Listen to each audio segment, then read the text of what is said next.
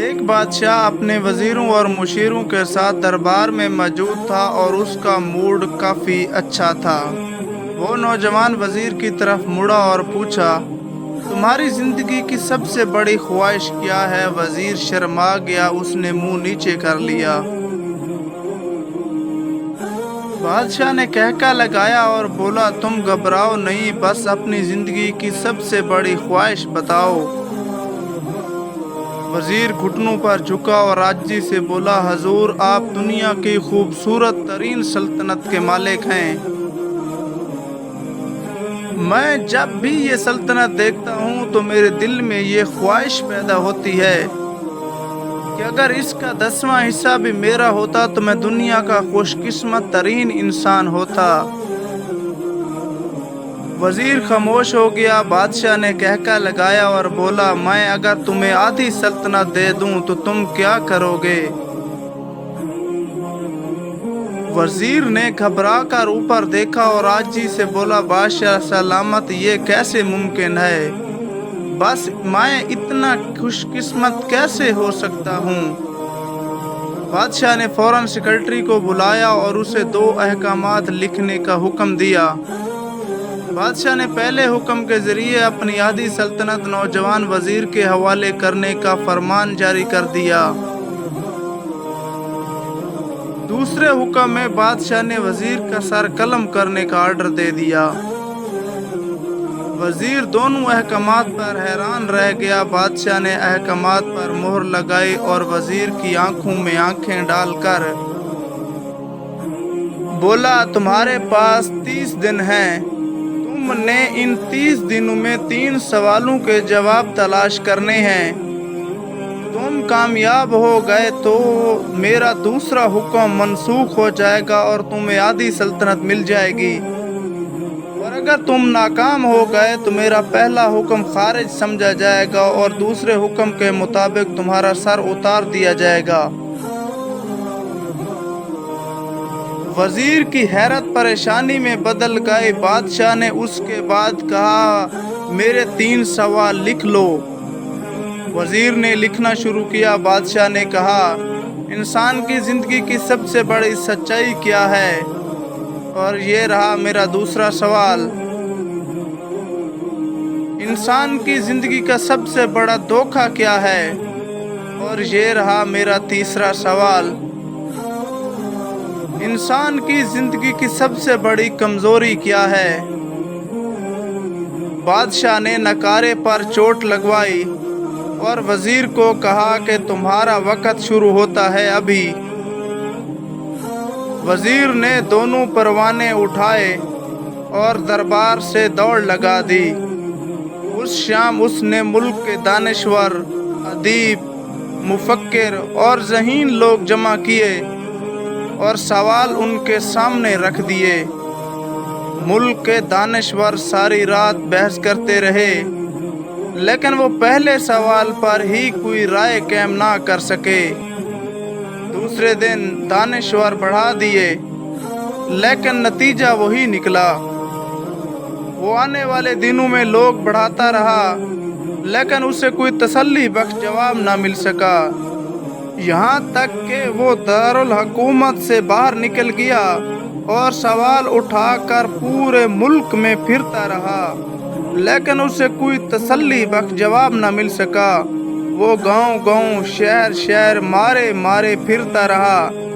بالآخر اس کا شاہی لباس پھٹ گیا، اس کی پگڑی ڈھیلی ہو کر گردن میں لٹک گئی، جوتے پھٹ گئے، پاؤں میں چھالے پڑ گئے، یہاں تک کہ شرط کا آخری دن آ گیا۔ اگلے دن اس نے دربار میں پیش ہونا تھا۔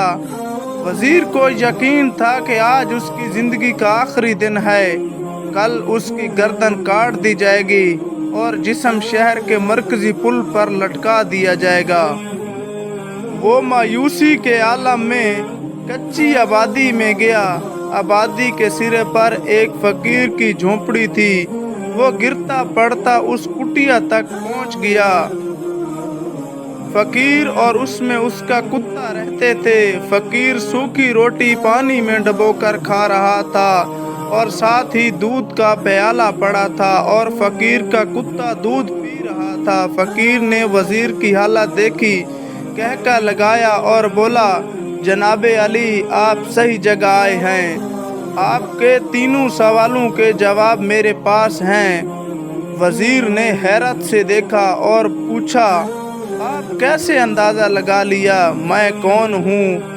میرا مسئلہ کیا ہے؟ فقیر نے سوکھی روٹی کے ٹکڑے چھابے میں رکھے اور مسکرایا، اپنا بوریا اٹھایا اور وزیر سے کہا، اس کو دیکھیے، بات آپ کو سمجھ آ جائے گی۔ وزیر نے جھک کر دیکھا، بوریا کے نیچے شاہی لباس تھا۔ یہ وہ لباس تھا جو بادشاہ سلامت اپنے قریب ترین وزراء کو عطا کرتا تھا۔ فقیر نے کہا، جناب علی، میں بھی اس سلطنت کا وزیر ہوا کرتا تھا۔ ایک دن میں نے بھی بادشاہ سے شرط لگانے کی حماقت کی تھی، نتیجہ آپ خود دیکھ لیں۔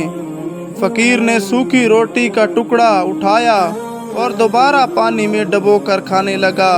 وزیر نے دکھی دل سے پوچھا، کیا آپ بھی جواب تلاش نہیں کر سکے تھے؟ تو فقیر نے کہا، میرا مسئلہ آپ سے مختلف تھا۔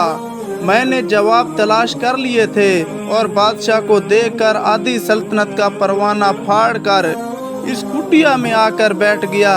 میں اور میرا کتا مطمئن زندگی گزار رہے ہیں۔ لیکن یہ وقت سابقہ وزیر کی حماقت کے تجزیے کا نہیں تھا، جواب معلوم کرنے کی گھڑی تھی۔ وزیر فریادی بن گیا اور فقیر سے سوال کیا، کیا آپ میرے سوالوں کے جواب دیں گے؟ فقیر نے ہاں میں ہاں ملا دی، میں پہلے 2 سوالوں کا جواب مفت میں دوں گا، لیکن تیسرے جواب کے لیے تمہیں قیمت ادا کرنی ہوگی۔ وزیر کے پاس شرط ماننے کے علاوہ کوئی آپشن نہیں تھا۔ اس نے ہاں میں گردن ہلا دی۔ فقیر بولا، دنیا کی سب سے بڑی سچائی موت ہے۔ انسان کچھ بھی ہو، کوئی بھی ہو، وہ اس سچائی سے دور نہیں جا سکتا۔ وہ رکا اور پھر بولا، انسان کی زندگی کی سب سے بڑا دھوکہ اس کی زندگی ہے۔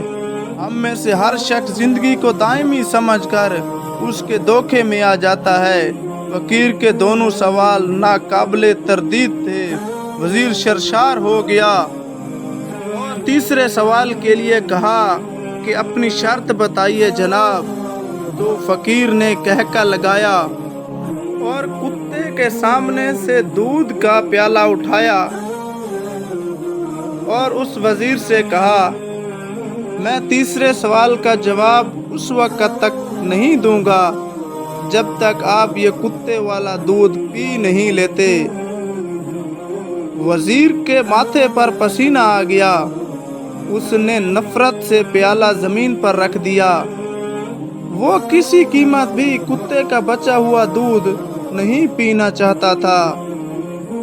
فقیر نے کہا، تمہارے پاس اب 2 ہی راستے ہیں، تم انکار کر دو اور کل شاہی جلاد تمہارا سر اتار دے، یا پھر یہ دودھ پیو، تمہاری جان بھی بچ جائے اور تم آدھی سلطنت کے مالک بھی بن جاؤ۔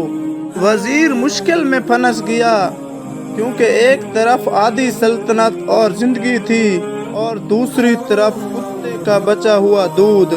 وہ سوچتا رہا یہاں تک کہ پیسہ اور زندگی جیت گیا اور عزت و نفس ہار گئی۔ وزیر نے پیالہ اٹھایا اور ایک ہی سانس میں سارا دودھ پی گیا۔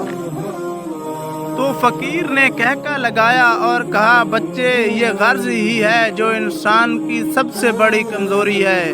میں اس حقیقت کو جان گیا تھا کہ میں جتنا موت کو فراموش کروں گا اور زندگی کو دائمی سمجھوں گا، اتنا ہی میں غرض کی دلدل میں پھنستا جاؤں گا۔ اسی لیے میں نے پروانہ پھاڑا اور اس کٹیا میں آ کر بیٹھ گیا۔ وزیر کو ساری حقیقت سمجھ میں آ گئی تھی اور اس کی احساس شرمندگی میں اضافہ ہو رہا تھا۔ وہ بالآخر بادشاہ کے دربار کی طرف چل پڑا۔ وہ جوں جوں قریب ہو رہا تھا، اس کی احساس شرمندگی میں اضافہ ہو رہا تھا۔ بالآخر وہ جب دربار کے مین گیٹ پر پہنچا تو उसने एक लंबी सांस ली और घोड़े से नीचे गिरा और उसकी रूह परवाज कर गई। दोस्तों, किसी दिन ठंडी जगह बैठकर हमें भी सोचना चाहिए कि क्या हम जिंदगी के बुनियादी असूलों को भूल तो नहीं गए, क्या हम मौत को फरामोश तो नहीं कर बैठे, क्या हमने जिंदगी को दायमी तो नहीं समझ लिया, क्या हम कर्ज का गलीज दूध तो नहीं पी रहे। जब हमें ये हकीकत समझ आ जाएगी तो हमारी ज़िंदगी खुशगवार बन जाएगी। दोस्तों, आपने इस कहानी से क्या सीखा, अपनी राय का इजहार कमेंट सेक्शन में ज़रूर करें और चैनल को सब्सक्राइब नहीं किया तो चैनल को भी ज़रूर सब्सक्राइब करें। और उम्मीद करता हूँ कि आप खुशगवार रहेंगे, खुश रहेंगे और हमें दुआओं में ज़रूर याद रखेंगे। तो मिलते हैं इंशाल्लाह नेक्स्ट वीडियो में, तब तक अल्लाह हाफ़िज़।